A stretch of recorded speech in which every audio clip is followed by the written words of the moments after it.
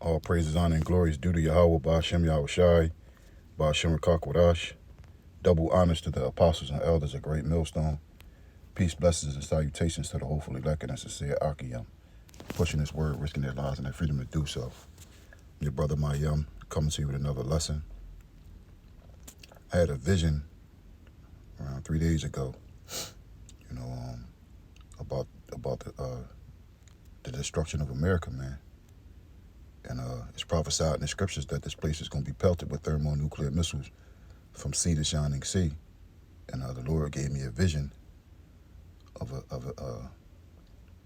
the missiles basically hitting the ground, man, and chaos happening. So, I live in the city of Philadelphia, and they got the center of the city is where all the tall buildings are. And I dreamt that a commercial plane crashed into one of the tall buildings down there, and it caused a lot of damage.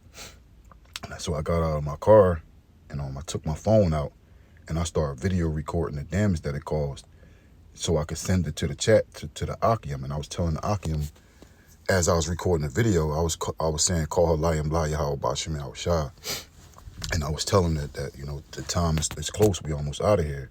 So as I got in my car, I started driving home, and I heard these gunshots, like these loud gunshots coming from out of the sky. And I looked up in the air, and I saw like a fighter jet basically shooting warning shots at a commercial plane, so trying to divert it from going to Center City so it can crash into another building. And then when I got home, I saw these helicopter drones basically crashing all throughout the city, causing big plumes of smoke. So when I went in the house, as soon as I got in the house, I looked out the window, and I saw a SWAT team dressed in black basically coming to kick my door and arrest me. So I ran through the back of my house to try to get out the back door. And once I got to the back door, it was these two sheriffs back there. It looked like the cops in LA with those tan shirts and green pants, but they were older guys. So I managed to get away from them, and I went and hid in the walls like on the Matrix and shit, so they couldn't find me. That's just the gist of the dream, man. Like the scripture talk about dust will vomit, so that great city be thrown down. And we know about the persecution.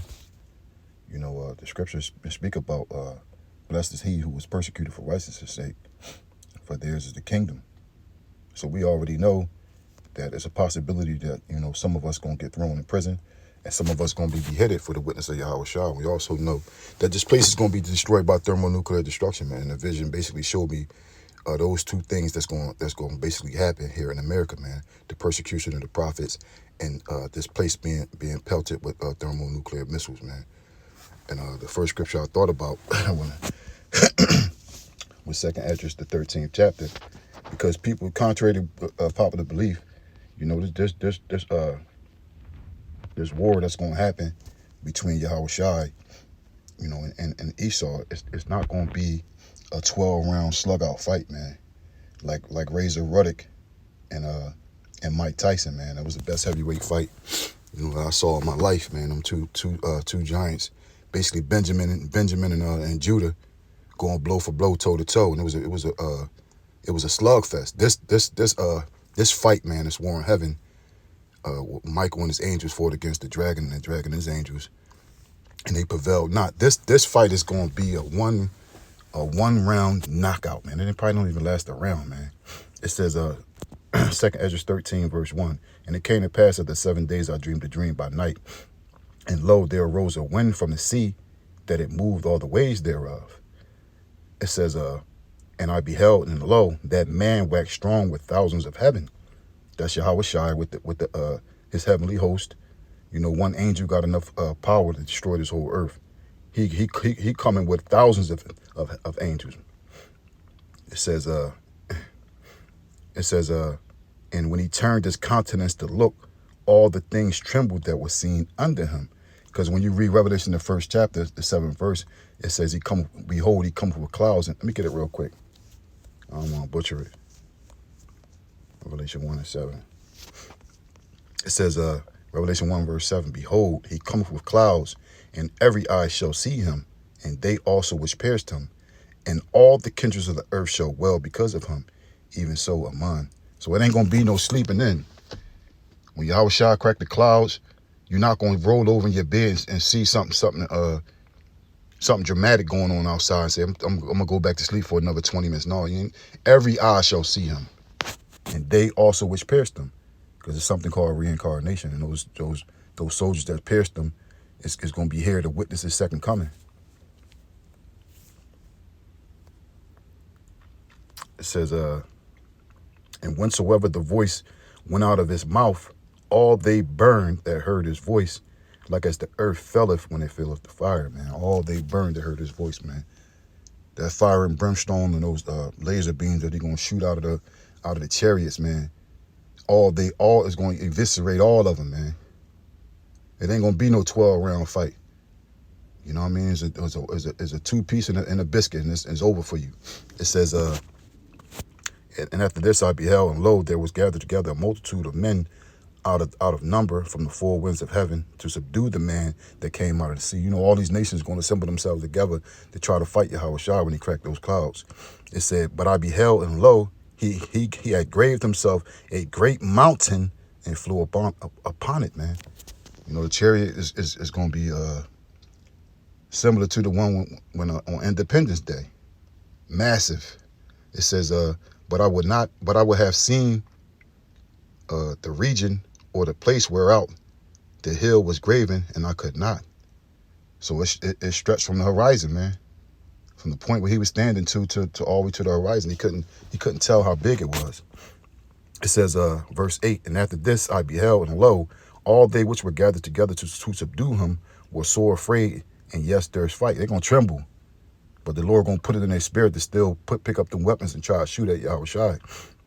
And lo, as he saw the violence of the multitude that came, he neither lifted up his hand, nor held sword, nor any instrument of war.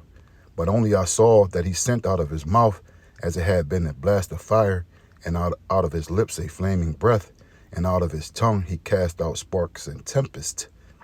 And they were all mixed together, the blast of fire, the flaming breath, and the great tempest, and fell with violence upon the multitude which was prepared to fight, and burned them up every one, so that upon a sudden of innumerable multitude nothing was to be perceived, but only dust and smell of smoke.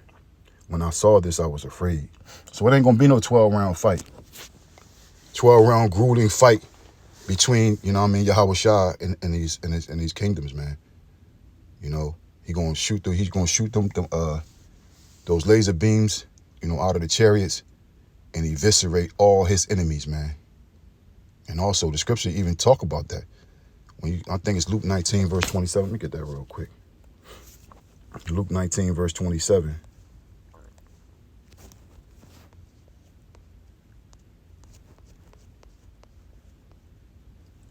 It says, but those my enemies, which would not that I should reign over them, bring hither and slay them before me. You know, every knee gonna bow and every tongue gonna confess, man. Ain't no you saying we gonna take a vote. No, ain't no vote no more. He coming back to knock these kingdoms down with one swing of his sword and establish his rulership on earth, man. And that vision showed me the precursor to the missiles hitting. You know, those helicopter drones crashing, hitting the ground, and the persecution of the prophets, man. That's just a precursor to Yahweh Shah cracking the clouds, you know, establish his rulership on earth, man. And we hastening, and we looking for him. We hastening to the coming of that day. You know, so I pray and I hope this lesson was edifying. Till next time, Shalom.